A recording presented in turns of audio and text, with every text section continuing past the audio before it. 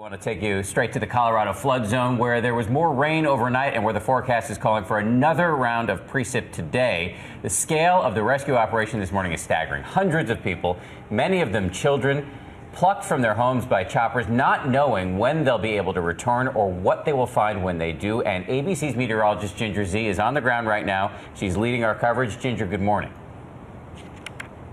Hey, good morning to you, Dan. And I've got to tell you, yesterday I told you about some of those rivers that were feet above their record stage. Well, I'm standing on one, or what is the runoff from one. The South Platte River is still about a quarter-mile away. This is a road that is now raging over. We've seen a bunch of wildlife coming up. It's all very disrupted here in Colorado. And there's more to come. Flash flood watches and warnings I'm showing you right now on the map. Green is a flash flood watch. Red is a flash flood warning from New Mexico up here through northeastern Colorado. An absolute mess with widespread rain on the way. This flooding still writing history. Colorado consumed again. This is devastating. Drama on high as the unyielding waters force hundreds of rescues. I think what we have is the greatest number of Americans rescued by helicopter since Hurricane Katrina. All that fresh flooding, up to 4 inches of rain laden in hail, smothering Aurora. At least 4 people are confirmed dead, almost 600 unaccounted for. Shock. It's unbelievable. I've never seen this much water anywhere. At least 7,000 people evacuated from their homes. 85 students trapped by floodwaters finally airlifted out of those mountains safely. And in the foothills, the South Platte River overflowing at an alarming rate. Just look at this time lapse that we set up with our camera. Floodwaters devouring the farmland in less than a half hour. Right across the street, piles of dirt lined up to protect Tiffany Thompson's vulnerable home. Her girls and pups making the escape just in time.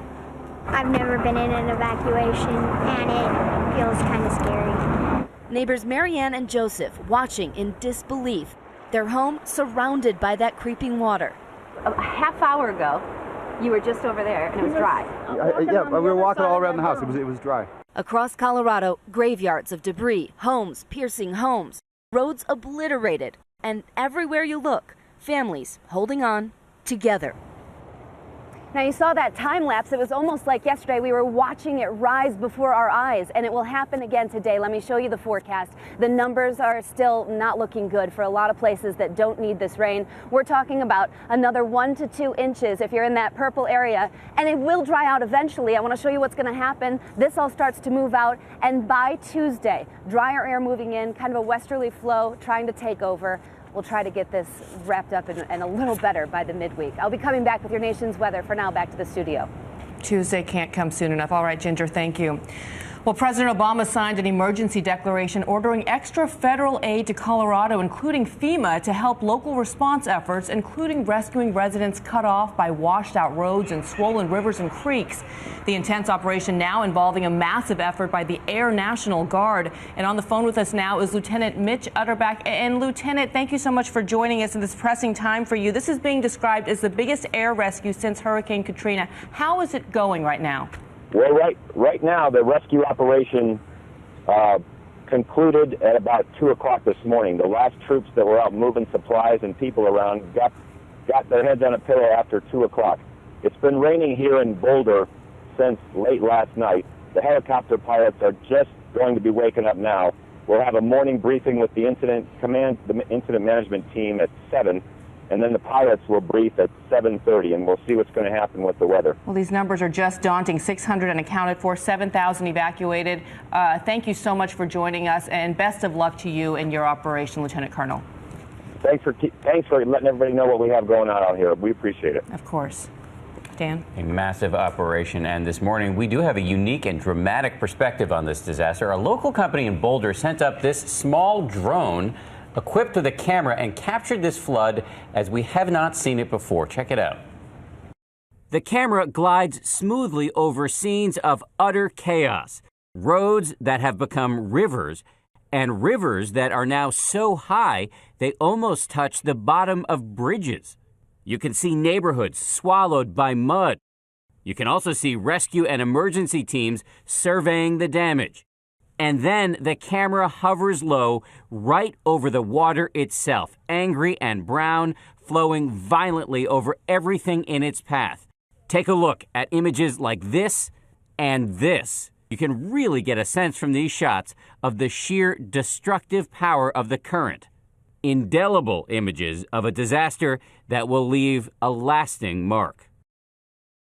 It's remarkable to see that because usually we get chopper footage, but that's from really high above it, and this is right over the water. It's extraordinary to see. Images are incredible. Well, as we often see amidst tragedies like this comes acts of courage and kindness.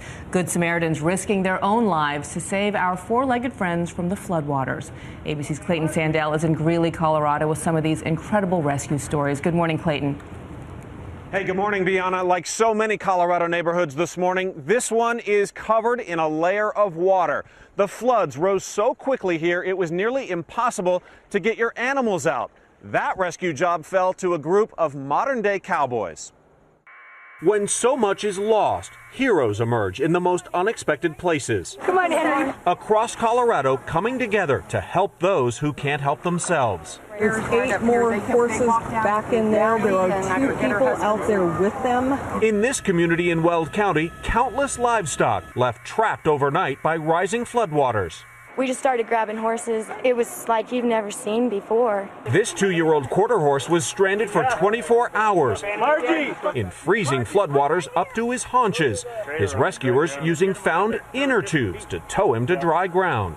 Treat him for pneumonia. His saviors refusing to leave his side. I'm happy right here. This morning, he's alive and stable. Everyone pitches in, perhaps no one more than this man. And I went in the barn to catch the horse, and I could hear the goat. Sheriff's Deputy Dan Perusek began his search Friday night when the floodwaters first moved in. The current was carrying them away, and I grabbed them, and they're safe too.